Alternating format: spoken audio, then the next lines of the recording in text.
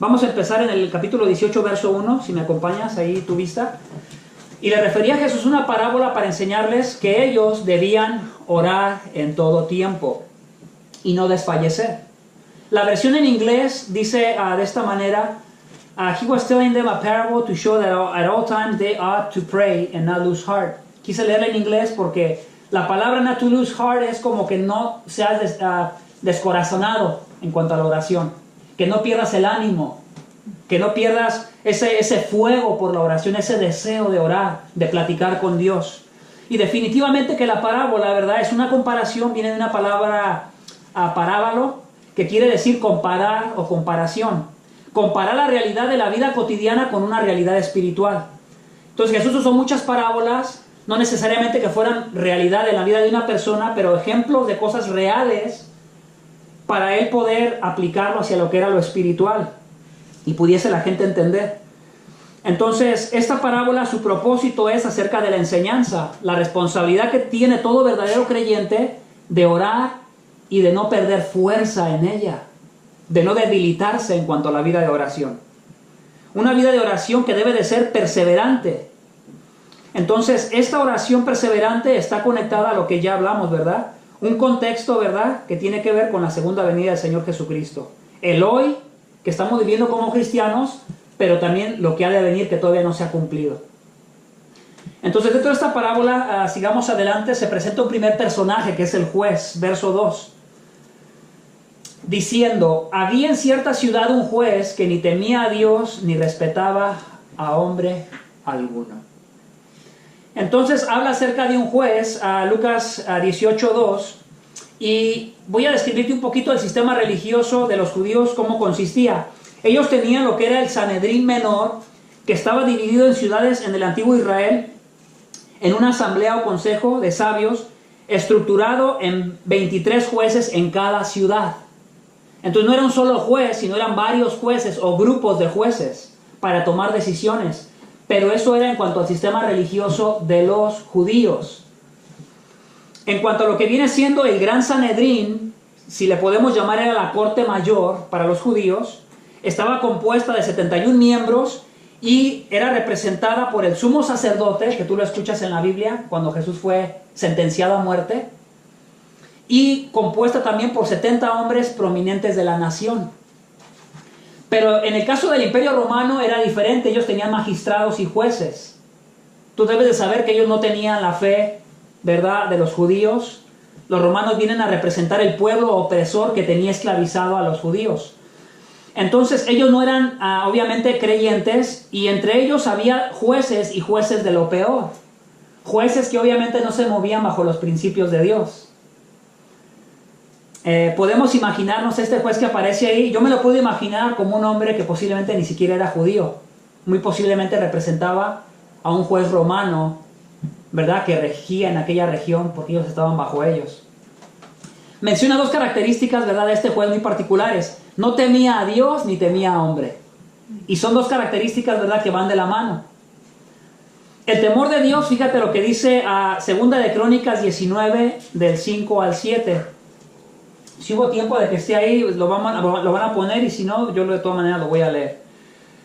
Dice la palabra de Dios: Josafat puso jueces en el país, en todas las ciudades fortificadas de Judá, ciudad por ciudad.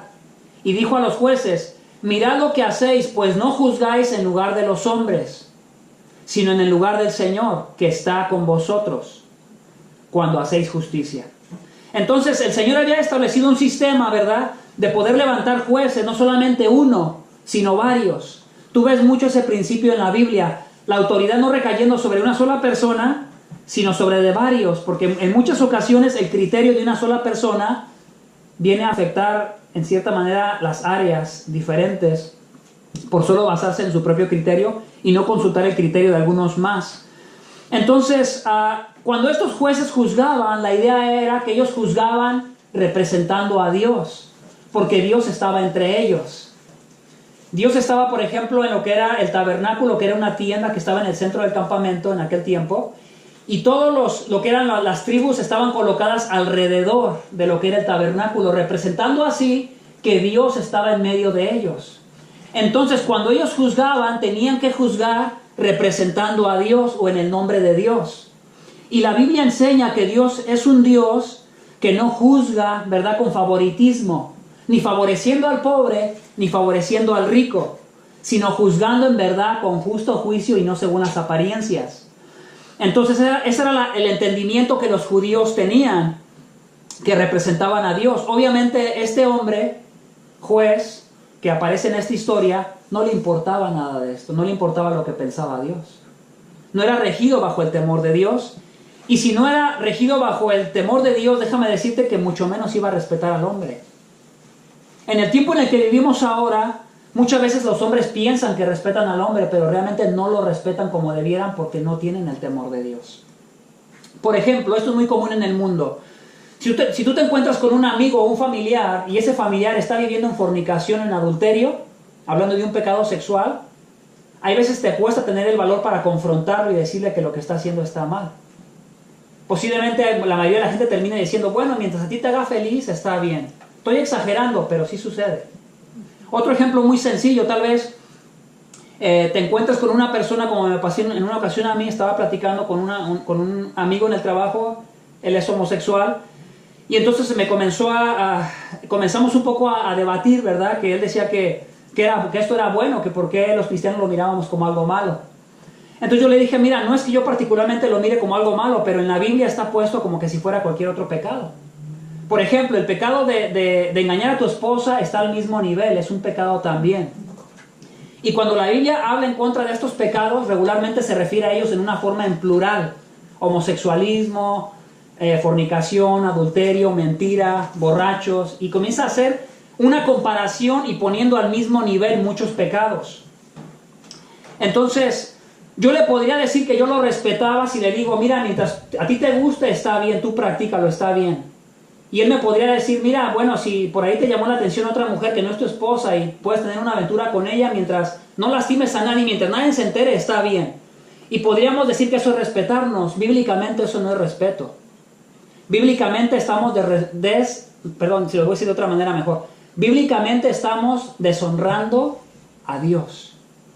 Porque cuando decimos que respetamos verdaderamente a esa persona, tenemos que ver la imagen de Dios en esa persona.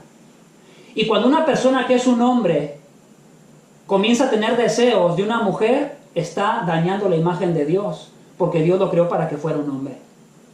Y viceversa si fuera una mujer. Lo mismo pasa con el adúltero. Cuando el adúltero está siendo infiel para empezar siquiera con sus pensamientos a su esposa, está deshonrando la imagen de Dios. Porque Dios lo creó al hombre, cuando creó a Adán y a Eva, lo creó para que le fuera fiel a su esposa. Entonces, cotidianamente los hombres pensamos que respetamos al hombre, pero realmente no lo respetamos como debiéramos, porque no respetamos a Dios. No tenemos el temor de Dios presente. Entonces, este hombre no tenía una buena base en ninguna de las dos cosas. Te puedes imaginar qué tipo de hombre era. Este hombre no respetaba lo que dice Mateo 22, de 37 al 40. Y él le dijo, amarás al Señor tu Dios con todo tu corazón y con toda tu alma y con toda tu mente.